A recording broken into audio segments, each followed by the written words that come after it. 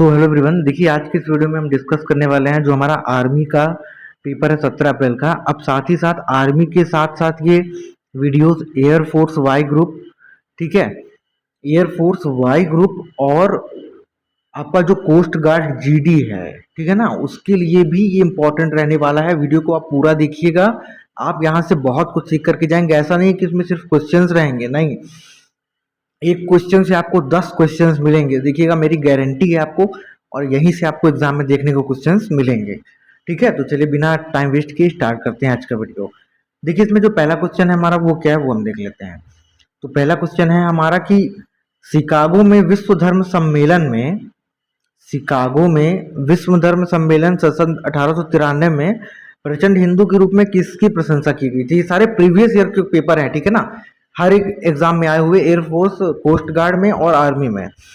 तो स्वामी विवेकानंद, गौतम बुद्ध, स्वामी दयानंद सरस्वती या रविंद्रनाथ टैगोर। तो इसका जो राइट आंसर होगा वो होगा ऑप्शन नंबर ए, मतलब स्वामी विवेकानंद ने 1893 में बहुत विशाल रूप में उनकी प्रशंसा की गई थी जब उन्होंने शिकागो विश्व सम्मेलन दिया था। उसमें जब उन्होंने कहा था मेरे भाइयों और बहनों, उसमें उन्हें बहुत तालियां मिली थी।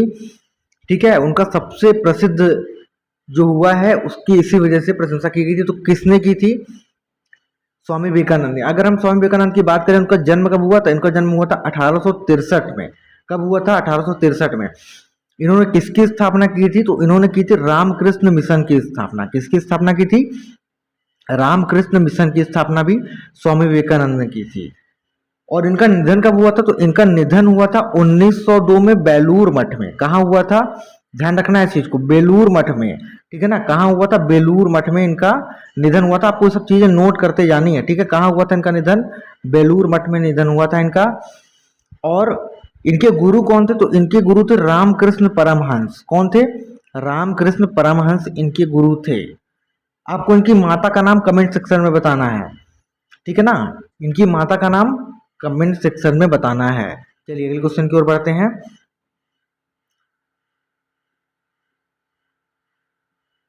अगला क्वेश्चन है हमारा कि मीनाम्बक्कम अंतर्राष्ट्रीय हवाई अड्डा कहाँ है? तो जो मीनाम्बक्कम अंतर्राष्ट्रीय हवाई अड्डा वो कहाँ है? बेंगलुरु में, हैदराबाद में, चेन्नई में, कोयम्बटूर में। इसका जो राइट आंसर होगा वो होगा चेन्नई, ऑप्शन नंबर सी। तो चेन्नई में जो ये मीनाम्बक्कम अंतर्राष्ट्रीय हवाई अड्डा है ये। अगर हम कोयम्बटूर अंतर्राष्ट्रीय हवाई अड्डा की बात करें तो वो कहाँ है? वो हमारा कोयम्बटूर में ही है, ठीक है ना। अगर हम मदुरै अंतर्राष्ट्रीय हवाई अड्डा की बात करें तो ये भी मदुरै में ही है, आपको डाउट नहीं होना है।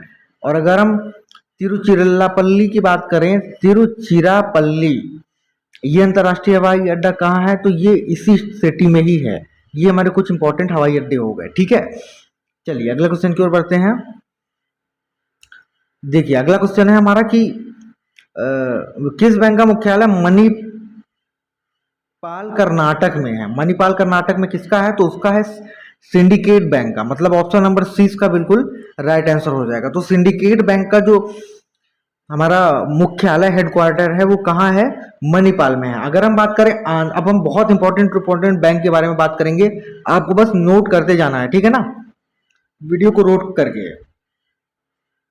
देखिए आंध्रा बैंक की बात करें तो आंध्रा बैंक का हवाई अड्डा है हैदराबाद में, ठीक है।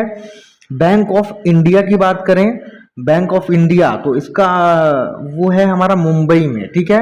बैंक ऑफ महाराष्ट्र की बात करें तो इसका मुख्यालय है हमारा पुणे में, ठीक है।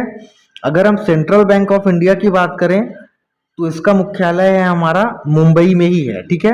कॉरपोरेशन बैंक की बात करें तो इसका मुख्यालय है मैंगलोर में। इंडियन बैंक की बात करें तो इसका मुख्यालय है हमारा चेन्नई में।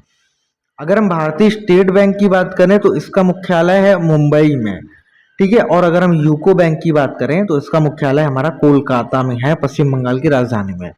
इतनी चीजें आपको क्लियर करनी है, मैंने बता दिया, वीडियो को आप रोक करके नोट कर सकते हैं, ठीक है। चलिए अगले क्वेश्चन की ओर बढ़े। चलिए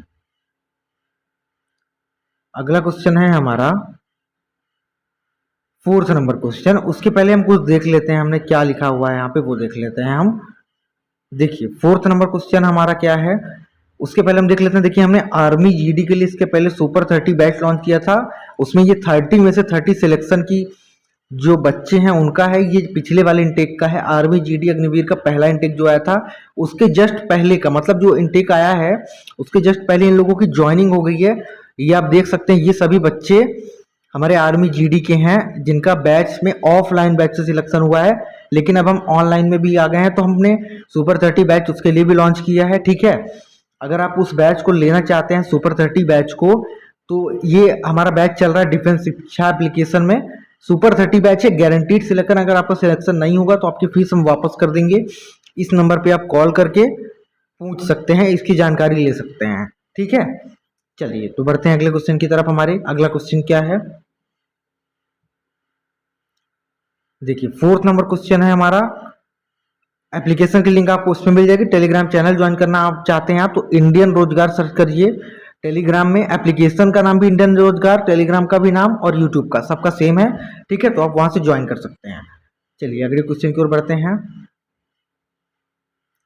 4th नंबर क्वेश्चन, निम्न में से कौन सा साम्राज्य बुद्ध के जीवन से जुड़ा था? कौन सा साम्राज्य बुद्ध के जीवन से जुड़ा था? गंधारा, कांचीपुरम, मगध या तो अवंती? इसका जो राइट आंसर होगा वो होगा option number C, Magadh. Magadh का संबंध गौतम बुद्ध से था। अगर हम बात करें गौतम बुद्ध का जन्म कहाँ हुआ था, एक एक पॉइंट नोट करिएगा, आपको बहुत इंपॉर्टेंट है। 563 में कहाँ हुआ था? लुम्बिनी में हुआ था। कहाँ हुआ था? लुम्बिनी में हुआ था। ठीक है, उसके बाद उन्होंने सबसे पहले अपना उपदेश कहाँ दिया था? सबसे पहला अपना उपदेश दिया था इन्होंने सारनाथ में। कहाँ दिया था? सारनाथ में। ठीक है, सारनाथ में अपना उपदेश दिया था। उसके बाद हम बात करें इनका निधन कहाँ हुआ था, तो इनका निधन हुआ था कुशीनगर में। कहाँ हुआ था? कुशीनगर में हुआ था इनका निधन। कहाँ हुआ था? खुशी नहीं, कुशीनगर। कुशीनगर में इनका निधन हुआ। ठीक है ना। इनके 3 रत्न कौन कौन से हैं? इन बुद्ध के कितने रत्न हैं? पहले तो क्वेश्चन यही बनता है। तो 3 रत्न हैं। कौन कौन से? बुद्ध, धम्म और संघ। कौन कौन से? देखिए नोट कर लीजिए। बुद्ध पहला रत्न हो गया हमारा बुद्ध, दूसरा हो गया धम्म और तीसरा हो गया संघ। ठीक है, इनकी माता का नाम त्रिशला था। क्या था माता का नाम? त्रिशला। और माता का नाम महामाया। ठीक है, सॉरी, माता का नाम महामाया। माता का नाम महामाया। और ये किस वंश से थी? कोसल वंश। किस वंश से? कभी कभी आपसे वंश भी पूछ लेता है, तो कोसल वंश से। किस वंश से? कोसल। ठीक है ना, इतनी चीजें आपको नोट करनी है। वीडियो को रोक करके आप पहले जैसे हट गया तो नोट कर लीजिए पहले, फिर लिख लीजिए, उसके बाद आगे बढ़ाइए। अगले क्वेश्चन की ओर बढ़ते हैं। वह हवा जिसमें अपनी पूरी क्षमता तक होती है, तो किस हवा में पूरी क्षमता होती है? जिसमें नमी अपनी पूरी क्षमता तक होती है, मतलब नमी जितनी जिसकी उसकी क्षमता है उतनी सबसे ज्यादा होती है। एब्सोल्यूट ह्यूमिडिटी, स्पेसिफिक, रिलेटिव या तो सैचर्ड। तो इसका राइट आंसर होगा सैटर्ड में। क्या होगा? सैटर्ड एयर जो होती है उसकी जो नमी होती है अपनी क्षमता के बराबर होती है सैटर्ड एयर में। ठीक है ना, right answer option number D. चलिए अगला क्वेश्चन। कौन धौलाधार रेंज की एक महत्वपूर्ण जनजाति है? धौलाधार रेंज की महत्वपूर्ण जनजाति इनमें से कौन सी है? लेप्चा, गद्दी, थारू या अबोर? राइट आंसर गद्दी। गद्दी जो है हमारी वो धौलाधार श्रेणी के अंतर्गत आती है। कहाँ पाई जाती है गद्दी? तो गद्दी हमारी पाई जाती है हिमाचल प्रदेश में और जम्मू और कश्मीर में। ये चीज आपको नोट करना है। ठीक है, अगर हमसे पूछेगा कहाँ पाई जाती है तो हिमाचल प्रदेश में और जम्मू और कश्मीर में। ठीक है ना। अगर हम अबोर जनजाति की बात करें तो ये कहाँ पाई जाती है? दक्षिण इथियोपिया में। कहाँ? दक्षिण इथियोपिया, साउथ इथोपिया में पाई जाती है। ठीक है ना, साउथ इथोपिया में पाई जाती है। अगर हम लेप्चा की बात करें तो लेप्चा हमारा भूटान, तिब्बत, दार्जिलिंग, ईस्ट नेपाल मतलब पूर्वी नेपाल और पश्चिम बंगाल की पहाड़ियों में, वेस्ट बंगाल की पहाड़ियों में पाई जाती है। अगर हम थारू की बात करें तो ये कहाँ कहाँ पाई जाती है? ये उत्तरी और नॉर्थ और साउथ नेपाल में पाई जाती है। कहाँ पाई जाती है? नॉर्थ और साउथ नेपाल में। ठीक है, जैसे जैसे मैं बताता गया वैसे वैसे आपको नोट करते जाना है बस। अगला क्वेश्चन। राज्यसभा सदस्य का कार्यकाल कितना होता है? 6, 5, 2, none of these? Option number A इसका राइट आंसर हो जाएगा। तो राज्यसभा का सदस्य काल कितना होता है? 6 वर्ष का होता है। ठीक है, इतनी क्लियर। और अगर हम लोकसभा की बात करें तो उसका 5 वर्ष का होता है। ठीक है ना, लोकसभा का कितना होता है? 5 वर्ष का। अगर हम अधिकतम सीट्स की बात करें तो लोकसभा में 552 होती है, निर्धारित सीट 545 होती है। ठीक है, इतनी चीज क्लियर। लोकसभा हमारा निचला सदन होता है, राज्यसभा हमारा उच्च सदन होता है। ठीक है, क्वेश्चन आता है ये कि निचला सदन किसे कहते हैं, उच्च सदन किसे कहते हैं, इस चीज की याद रखना है। और एक मोस्ट इंपॉर्टेंट क्वेश्चन ये आता है हमेशा कि दोनों सदनों की संयुक्त बैठक की अध्यक्षता कौन करता है।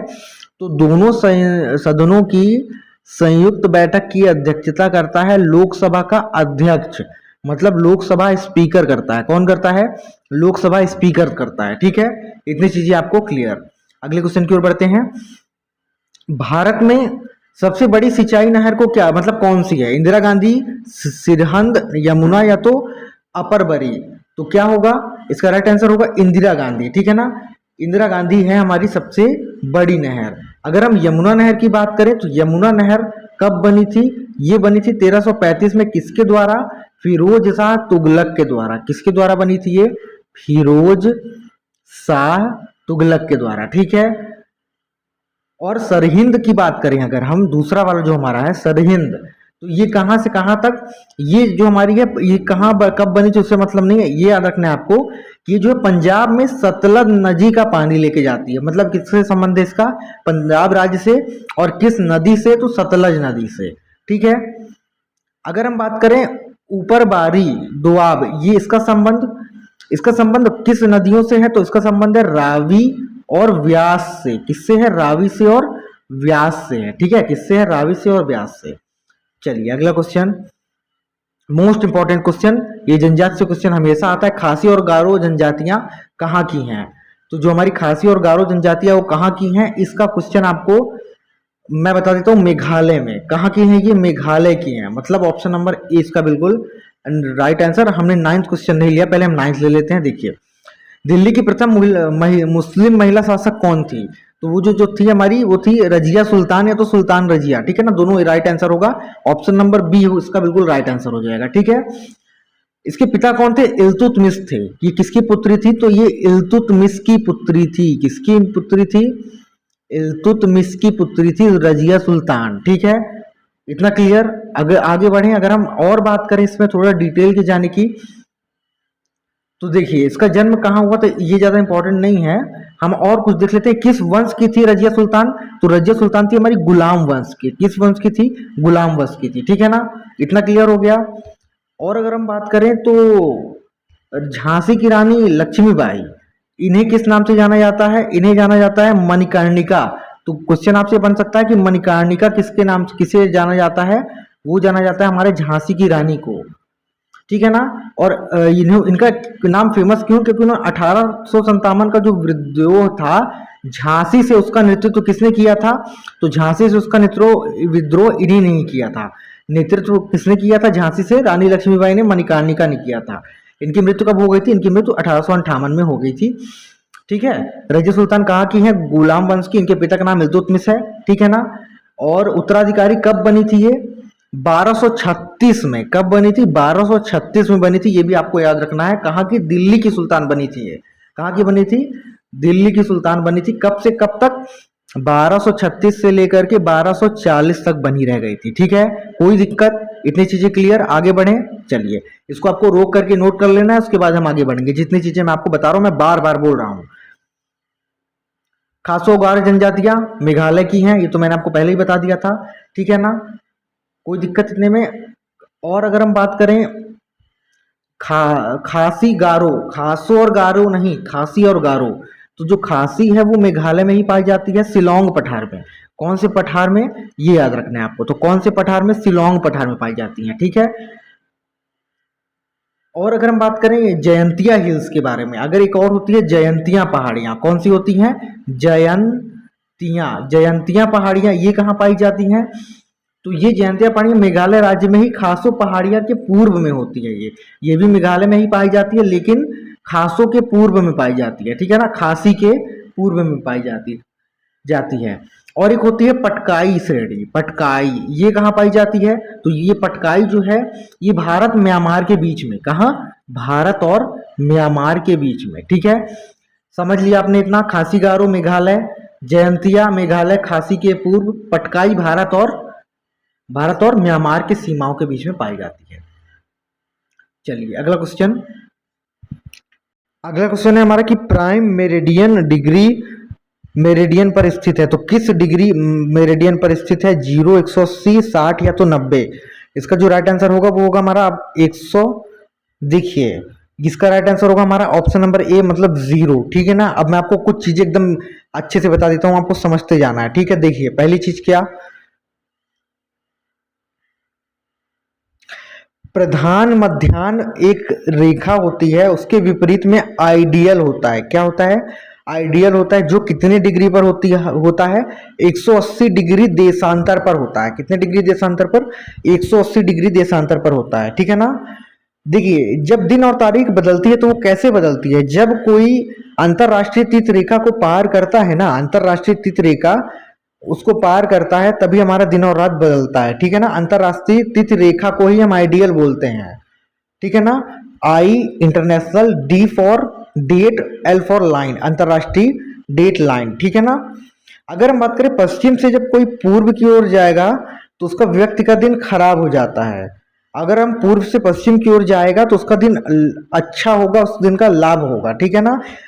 और एक इंपॉर्टेंट और क्वेश्चन, 1 डिग्री देशांतर कितने मिनट के बराबर होता है? तो 1 डिग्री, देखिएगा ध्यान देते जाइएगा, आपको सब मोस्ट इंपॉर्टेंट चीजें मैं बताते जा रहा हूँ। 1 डिग्री देशांतर कितने मिनट के बराबर होता है? ये होता है 4 मिनट के बराबर। कितने मिनट के बराबर होता है? 4 मिनट के बराबर होता है। ठीक है। और 15 डिग्री देशांतर कितना होता है? 1 घंटा होता है। 15 डिग्री देशांतर कितना होता है? 1 घंटा होता है। कितना होता है? 1 घंटा। कोई दिक्कत इतने में? क्लियर इतनी चीजें? चलिए, और अगर हम बात करें 1 डिग्री अक्षांश पूर्वी की सतह पर कितना होता है? 1 डिग्री अक्षांश पूर्व पृथ्वी की सतह पर कितना होता है? 1 डिग्री अक्षांश पृथ्वी की सतह पर होता है हमारा 111 किलोमीटर। 1 डिग्री अक्षांश, 1 डिग्री अक्षांश पृथ्वी की सतह पर कितना होता है? 111 किलोमीटर होता है। इतनी चीज आपको नोट करनी है। ठीक है, अगला क्वेश्चन की ओर बढ़ते हैं जल्दी से। ये जो भैंसा दौड़ होती है हमारी, कंबाला रेस, ये कहाँ आयोजित की जाती है? तो ये हमारी आयोजित की जाती है कर्नाटका में। कहाँ आयोजित की जाती है? कर्नाटका में। अब मैं आपको कुछ बहुत जरूरी चीजें बताते जा रहा हूँ। ठीक है, बस आपको वीडियो को रोक करके मैं लिखूंगा तो बहुत टाइम लग जाएगा, तो मैं नहीं चाहता कि आपका टाइम वेस्ट हो और मेरा भी टाइम वेस्ट हो, इस वजह से मैं बता देता हूँ, आप नोट कर लीजिए।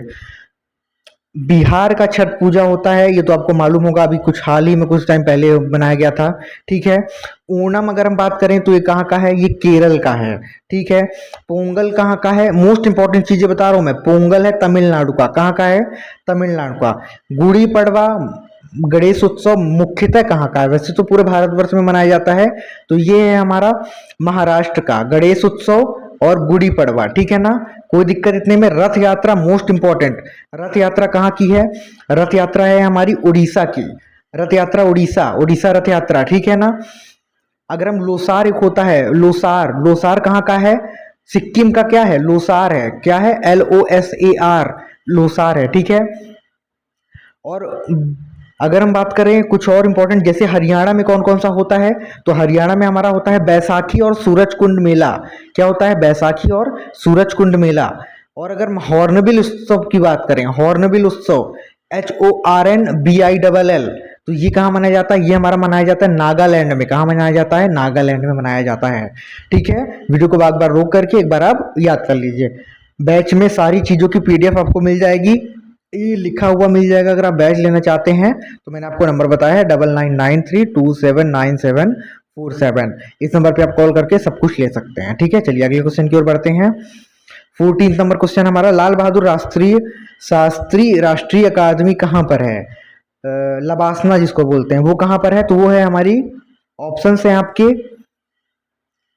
शिमला, ऊटी, मसूरी, दिल्ली। ये तो आपको पता ही होना चाहिए ना, इतना तो आपको पता ही होना चाहिए। ये तो आपने बहुत जगह देखा होगा कि लबासना कहाँ है, इंस्टाग्राम की वीडियोस में देखा होगा। इसका आंसर आपको कमेंट सेक्शन में बताना है। ठीक है। मैं आपको कुछ मोस्ट इंपॉर्टेंट चीजें बता देता हूँ। ठीक है ना। देखिए अगर हम बात करें कि ये तो IAS, इसमें यहाँ पे IAS IPS दोनों का होता है। ठीक है ना। कुछ इंपॉर्टेंट चीजें मैं आपको बता देता हूँ। प्रमुख, ये क्या है हमारा? प्रमुख प्रशिक्षण संस्थान है। लबासना क्या है? प्रमुख। चलिए मैं इसका आंसर ही आपको बता देता हूँ। प्रमुख प्रशिक्षण संस्थान है, ये मसूरी में होता है। कहाँ होता है? मसूरी में होता है। और अगर हम बात करें इसकी स्थापना कब हुई, तो इसकी स्थापना 1959 में हुई थी। कब हुई थी? 1959 में हुई थी। बाद में इसका नाम 1972 में बदल करके लाल बहादुर शास्त्री राष्ट्रीय प्रशासन अकादमी कर दिया गया। ठीक है ना, पहले इसका नाम राष्ट्रीय प्रशासन अकादमी था, बाद में इसका नाम बदल करके 1972 में लबासना मतलब लाल बहादुर शास्त्री कर दिया गया। ठीक है, अगर हम बात करें आईपीएस प्रशिक्षण की, तो आईपीएस प्रशिक्षण हमारा कहाँ होता है? हैदराबाद में। कहाँ होता है? हैदराबाद में। ठीक है, हैदराबाद के मुख्यतः कहाँ होता है? हैदराबाद के कहाँ पर? सरदार वल्लभ भाई पटेल राष्ट्रीय पुलिस अकेडमी में। ठीक है, सरदार वल्लभ भाई ये, ठीक है ना, यहाँ पर होता है, सवापना कह सकते हैं इसको आप। ठीक है, यहाँ पर होता है। इतनी चीजें क्लियर हो गई आपको? चलिए अगले क्वेश्चन की ओर हम बढ़ते हैं। अब कांग्रेस का प्रथम अधिवेशन कब हुआ था? कहाँ हुआ था? सॉरी, कहाँ हुआ था? सूरत, बॉम्बे, कलकत्ता या तो नई दिल्ली में? तो देखिए, कांग्रेस का प्रथम अधिवेशन हमारा बॉम्बे में हुआ था। कहाँ हुआ था? बॉम्बे में हुआ था। अब मैं आपको मोस्ट इंपॉर्टेंट चीजें बता देता हूँ कुछ। देखिए, 1885 में कांग्रेस का पहला अधिवेशन की अध्यक्षता किसने की थी? कब हुआ था ये? देखिए, पहली बात तो कहाँ हुआ था? तो मुंबई में हुआ था। कांग्रेस का पहला अधिवेशन कब हुआ था? 1885 में हुआ था। इसकी अध्यक्षता किसने की थी? तो इसकी अध्यक्षता की थी डब्ल्यू सी बैनर्जी ने। किसने की थी? डब्ल्यू सी बैनर्जी ने की थी। ठीक है ना। अगर हम बात करें 1886 में जो हुआ था हमारा दूसरा अधिवेशन, ये कहाँ हुआ था? ये हुआ था कोलकाता में। इसकी अध्यक्षता किसने की थी? तो इसकी अध्यक्षता की थी हमारे दादा भाई नौरोजी ने। किसने की थी? दादा भाई नौरोजी ने की थी। ठीक है ना। उसके बाद अगर हम तीसरे अधिवेशन की बात करें, 1887 में हुआ था ये कहाँ हुआ था? ये मद्रास में हुआ था। इसकी अध्यक्षता किसने की थी? बदरुद्दीन तैयब ने। किसने की थी? बदरुद्दीन तैयब ने। बदरुद्दीन तैयब ने की थी। ठीक है, कोई दिक्कत इतने में? चलिए, उसके बाद आपको ज्यादा कुछ इसमें वो करने की जरूरत नहीं है, बस आपको इतना ही चीज याद रखना है, 3 अधिवेशन। ठीक है, चलिए अगले क्वेश्चन की ओर बढ़ते हैं। सेकंड नंबर क्वेश्चन हमारा 16th नंबर, मुंह का पीएच से कम होने पर दांतों का सड़ना शुरू हो जाता है। मतलब कितना ना पीएच मान कम होगा कि हमारा जो दांतों का सड़ना है वो चालू हो जाएगा। तो इसका जो राइट आंसर होगा वो हमारा ऑप्शन नंबर 10, 7, 8, 5.5, 5.5, मतलब ऑप्शन नंबर डी इसका बिल्कुल राइट आंसर हो जाएगा। 5.5 से पीएच मान जब कम होगा तब हमारा जो मुंह का पीएच मान उसमें दांतों का सड़ना शुरू हो जाता है। ठीक है, अब हम कुछ इंपॉर्टेंट पीएच वैल्यूज देख लेते हैं। अगर हम बात करें जो अमाशय रस होता है उसकी पीएच वैल्यू कितनी होती है? उसकी पीएच वैल्यू होती है 1.0। नींबू के रस की पीएच वैल्यू कितनी होती है? उसकी होती है 2.5। ठीक है, इंपॉर्टेंट चीज बता रहा हूं मैं आपको। 5.6 होती है हमारी अम्ल वर्षा की, एसिड रैन की। किसकी होती है? एसिड रैन की होती है। ठीक है ना। मूत्र का पीएच मान बहुत बार पूछता है, जो हमारा मूत्र होता है उसकी होता है 6.0 या तो 6, इतना कह सकते हैं आप। ठीक है, और हमारा अगर हम बात करें चूने का पानी, इसका पीएच मान कितना होता है? तो चूने का पानी का पीएच मान हमारा होता है 11। कितना होता है? 11। ठीक है, अगले क्वेश्चन की ओर बढ़े। चलिए, तांबे का गलनांक कितना होता है? तो तांबे का गलनांक होता है हमारा 1085 डिग्री सेल्सियस। ठीक है, तांबे का गलनांक जिसको हम मेल्टिंग पॉइंट कहते हैं कि कब उसको वो पिघलना शुरू हो जाएगा, तो 1085 डिग्री सेल्सियस में आने पर वो पिघलना चालू हो जाएगा। अब हम कुछ और इंपॉर्टेंट जो धातुएं हैं उनके बारे में और उनके गलनांक के बारे में बात कर लेते हैं। अगर हम बात करें टंगस्टन, टंगस्टन का गलनांक कितना होता है? 3380 होता है। कितना होता है? 3380 होता है। ठीक है, और अगर हम गोल्ड की बात करें, सोना, इसका कितना होता है? इसका होता है 1053। कितना होता है? 1053 होता है। ठीक है, कॉपर की बात करें, कॉपर का कितना होता है? कॉपर का होता है हमारा 1085 होता है, 1300 नहीं होता। कितना होता है? 1085 होता है। एल्यूमिनियम का कितना होता है? एल्यूमिनियम का 659 660 के लगभग होता है। ठीक है, इतनी चीजें आपको याद रखनी है। सिल्वर का मैंने बता दिया, सिल्वर का नहीं बताया तो लिख लीजिए, सिल्वर का होता है 951। ठीक है, ये सारे प्रीवियस ईयर क्वेश्चन हैं, यही आने हैं आपके एग्जाम में बदल करके। ठीक है ना। चलिए आगे बढ़ते हैं अगले क्वेश्चन की तरफ। गन्ने की चीनी का आणविक सूत्र क्या होता है? जो गन्ने की से शक्कर बनती है उसका आणविक सूत्र हमें बताना है। वो होता है C12H22O11। ठीक, तो गन्ने की चीनी का जो आणविक सूत्र होता है हमारा C12H22O11। ऑप्शन नंबर ए इसका बिल्कुल क्या हो जाएगा? राइट आंसर हो जाएगा। अगर हम इसको बात करें, इसको क्या कहा जाता है? इसको सुक्रोज भी कहते हैं। ठीक है ना, इसको क्या कहते हैं? इसको सुक्रोज भी कहा जाता है। ठीक है ना, क्योंकि ये गन्ने से प्राप्त होता है इसे, और सुक्रोज भी कहा जाता है। टेबल शुगर भी इसे ही कहते हैं। क्या कहते हैं? टेबल शुगर भी क्या कहते हैं? इसे ही कहते हैं। टेबल शुगर भी इसे ही कहा जाता है। ठीक है, ये चीजें क्लियर हो गई। अगर हम बात करें तो ये स्वीटनेस का जो स्वीटनर के रूप में प्रयोग किया जाता है, मतलब सबसे बड़े पैमाने पर मिठास लाने के लिए इसी का यूज हम करते हैं, ठीक है ना। क्लियर इतनी चीज। चलिए, इससे ज्यादा आपको याद नहीं रखना है कुछ। अगला क्वेश्चन है हमारा कि कौन रक्त संचार में मदद करता है इसमें से, तो वो करता है हमारा लिम्फोसाइट्स। कौन सा मदद करता है? लिम्फोसाइट्स मदद करता है। ये कितने प्रकार का होता है? ये दो प्रकार का होता है। कौन कौन सा? एक तो पहला होता है बी लिम्फोसाइट्स और दूसरा होता है टी लिम्फोसाइट्स, ठीक है ना। इसमें क्या है, जो बी लिम्फोसाइट्स और टी लिम्फोसाइट्स होता है, ये कहाँ उत्पन्न होता है? अस्थि मज्जा में उत्पन्न होता है। कहाँ उत्पन्न होता है? अस्थि मज्जा में। और अगर हम बात करें टी लिम्फोसाइट्स, तो ये किस काम में आता है? परिपक्वता के लिए काम में आता है। और ये कहां पर जाता है? थाइमस में जाता है। कहां पर जाता है? थाइमस में। परिपक्वता के लिए टी लिम्फोसाइट्स का हम यूज किया जाता है, ठीक है ना। और जो टी लिम्फोसाइट्स है वो स्वयं ही शरीर कोशिकाओं पर कार्य करते हैं, जो कैंसर का कारण बन सकता है, ठीक है ना। तो कैंसर का जो कारण बनता है वो किस कारण से बनता है? टी लिम्फोसाइट्स के द्वारा ही बनता है। ये स्वयं ही शरीर की कोशिकाओं पर कार्य करते हैं, जो कि कैंसर का कारण बन जाते हैं, ठीक है। चलिए अगले क्वेश्चन की ओर बढ़े। 20th नंबर क्वेश्चन हमारा,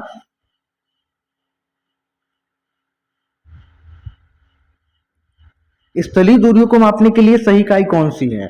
सेंटीमीटर, लाइट ईयर, मीटर या तो किलोमीटर? ऑप्शन आपको कमेंट सेक्शन में बताना है 20th नंबर क्वेश्चन का आपको।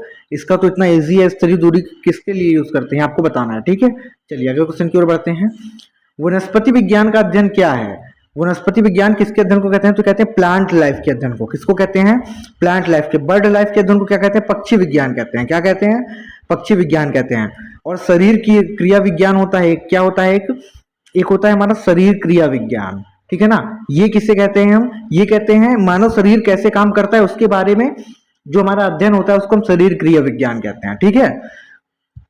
और जंतु विज्ञान हम किसे कहते हैं? जंतु विज्ञान कहा जाता है हमारा जीवित और विलुप्त दोनों तरह के जानवरों के अध्ययन को।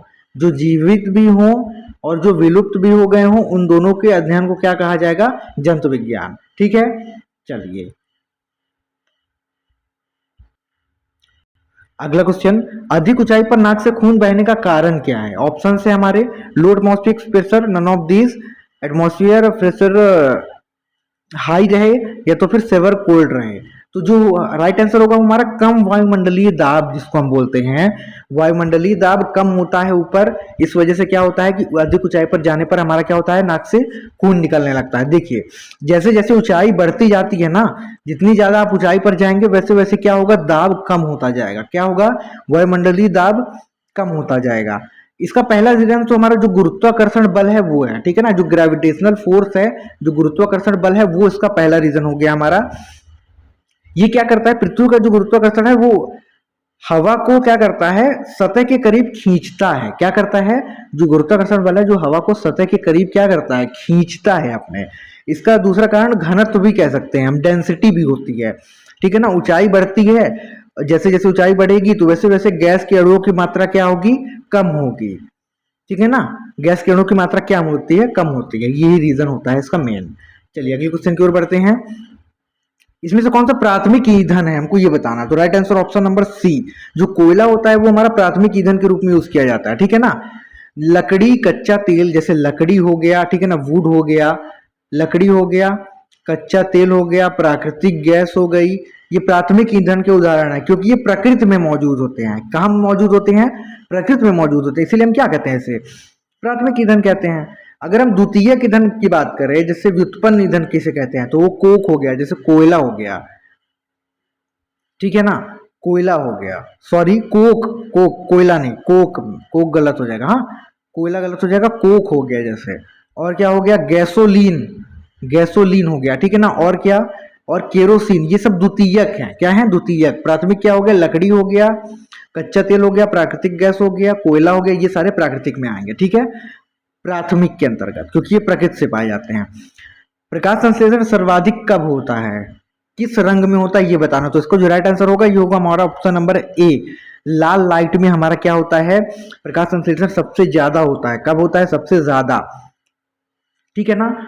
प्रकाश संश्लेषण के बारे में अगर हम बात करें तो क्या है, देखिए इसमें किसका किसका मुख्यतः यूज होता है?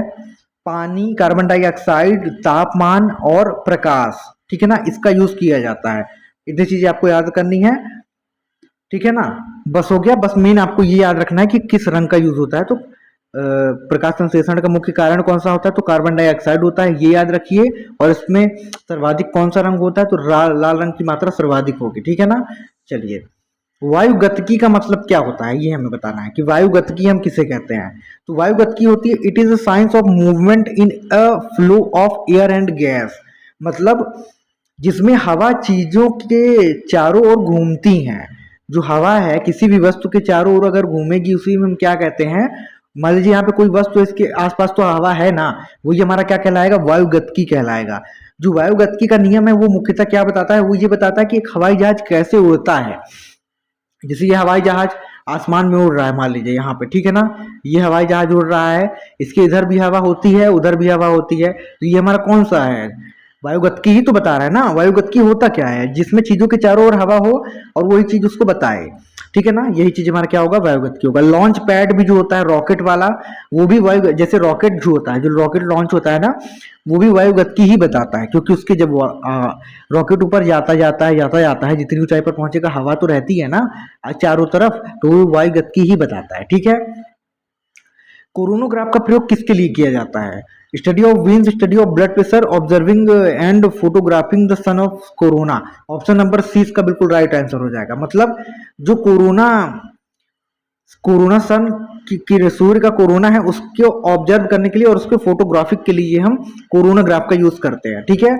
पहले मैंने आपको बताया था हाइग्रोमीटर का, हाइग्रोमीटर आर्द्रता नापने के लिए किया जाता है, किसका, हाइग्रो, HYGROMETER, ठीक है ना, हाइग्रोमीटर आर्द्रता मापने के लिए। हाइड्रोमीटर किसका यूज किया जाता है बेटा, हाइड्रोमीटर का बताना है आपको, हाइड्रोमीटर का कमेंट सेक्शन में बताइए। लैक्टोमीटर का यूज किया जाता है दूध की शुद्धता मापने के लिए।